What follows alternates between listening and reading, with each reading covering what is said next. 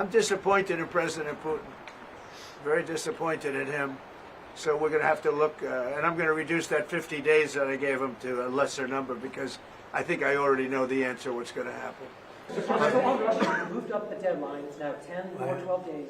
Is the sanction the same that you're going to slap a 100% tariff on anybody who does business with Russia? So what I'm doing is we're going to do secondary sanctions unless we make a deal, and we might make a deal. I don't know. So, Russia could be so rich right now. Instead, they spend all their money on war. They spend everything on war and killing people, and it doesn't make sense to me. I thought he would want to end this thing quickly. I really felt it was going to end, but every time I think it's going to end, he kills people. Mr. President, what about Russia and Ukraine? You're talking about ceasefires. What's the latest? I would have said 5 times we would have had a deal. I've spoken to President Putin a lot. I got along with him very well, but 5 times, and every time 4 times maybe, but we've had discussions, you and I have had discussions.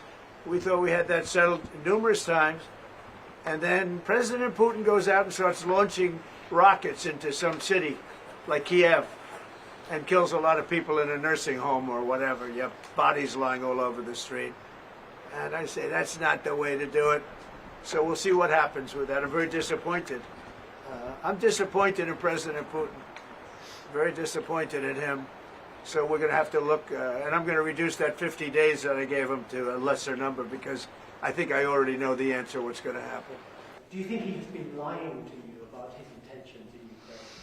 Well, I don't want to use the word lying. All I know is we'd have a good talk, and it seemed on, let's say, 3 occasions, it seemed that we were going to have a ceasefire and maybe peace, and you divide it up and you do whatever you have to do that obviously to get to the end. And all of a sudden, missiles are flying into Kiev and other places. And I say, what's that all about? I spoke to him 3-4 hours ago, and it looked like we were on our way. And then I'd say, forget it, and I'm not going to talk anymore. This has happened on too many occasions, and I don't like it. I don't like it. Russia moved up the deadline. It's now 10 or 12 days. Is the sanction the same that you're going to slap a 100% tariff on anybody who does business with Russia? So what I'm doing is we're going to do secondary sanctions unless we make a deal, and we might make a deal. I don't know. You don't know. It's we've done so many peace deals. This is the one I started out with, and I know. President Putin called me. He wanted to know if I could help him with Iran. I said, no, I don't need your help with Iran. I need your help with Russia. And so that's the one deal that continues to linger. And, we're losing 5,000. They're losing. I'm not losing. You're not losing. But 5,000 Russian and Ukrainian kids a week are dying. And that's not mentioning the people that are dying also in towns where, he's lobbing missiles into certain towns like Kiev. And he's got to make a deal. It's too many people are dying. It's a really bloody war. And the 5 is now, they're really telling me that number is obsolete. It's like 7. That's terrible. So you have 7,000 Russian and Ukrainian soldiers dying every single week for no reason whatsoever. So you would think, based on common sense, you would think he'd want to make a deal. We'll find out. Have you had any other through any channels conversations with the Russians reiterating this? In what? Reiterating this new pressure and deadline. We're going to have you're the press. I'm reiterating it to you. I'd say 10 to 12 days. I'll announce it probably tonight or tomorrow. But there's no reason to wait. If you know what the answer is going to be, why wait? And it would be sanctions and maybe tariffs, secondary tariffs. You know what a secondary tariff is. And look, the Russian economy, I don't want to do that to Russia. I love the Russian people. They're great people. I don't want to do that to Russia. But this thing, they're losing a lot of Russians. They've lost 1 million Russians. And that's the, sons. That's the sons and daughters of Russian families. They leave the house. They go, bye, Mom, bye, Dad, and then they get blown away. And Ukrainian, too. Look at Ukraine. It's a disaster what's happened there. But it continues to go on. As you know, we made a deal where the European Union is essentially involved, but it's NATO, and we're we're supplying weapons to NATO. NATO's now paying because the United States, because of Biden's in for $350 billion, the European nations are in for about $100 billion. Should be the opposite way, by the way, because we have a big ocean in between. Should be the opposite way. But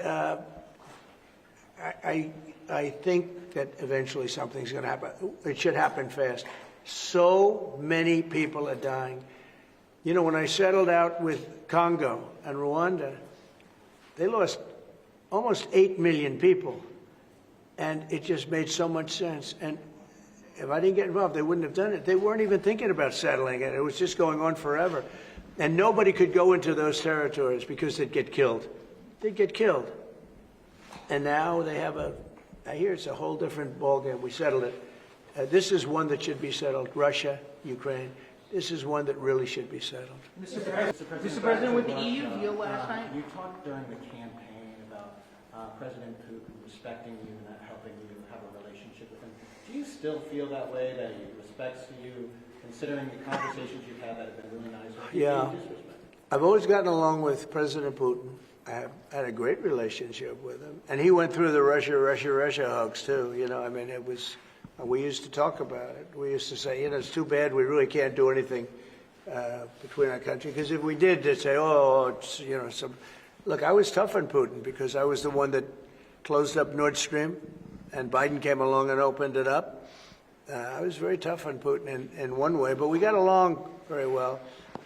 And I never, you know, I never really thought this would happen. I thought we'd be able to negotiate something out. And maybe that'll still happen, but it's very late down the process. So I'm disappointed. And, you know, the funny thing is that their economy isn't that big, and it's having a hard time right now. But it's a relatively small economy. A strong military, but strong economy. And it used to be a strong economy. Now it's not. He's gone through a lot. Economically, it's not easy. But it's pretty small. You know, compared to that magnificent size of that land. The land is massive. It's got, I guess, 9 time zones or something. It's a massive piece of land. Russia could be so rich. It could be so rich. It could be thriving like practically no other country. And they're holding that back because we can't. He wants to do trade deals with us. He talks about it all the time. He wanted to. And I envision that, a lot of trade with Russia. They have a lot of valuable things. When you talk about rare earth, they have serious rare earth, right? They have just about every form you can have. So, you know, Russia could be so rich right now. Instead, they spend all their money on war. They spend everything on war and killing people, and it doesn't make sense to me. I thought he would want to end this thing quickly. I really felt it was going to end. But every time I think it's going to end, he kills people. Could a meeting help, and are you considering, has been proposed? I don't know. I'm not, you know, I'm not so interested in talking anymore. He talks, we have such nice conversations, such respectful and nice conversations, and then people die the following night with a missile going into a town and hitting, I mean, recently, I guess, the nursing home, but they hit other things. Whatever they hit, people die.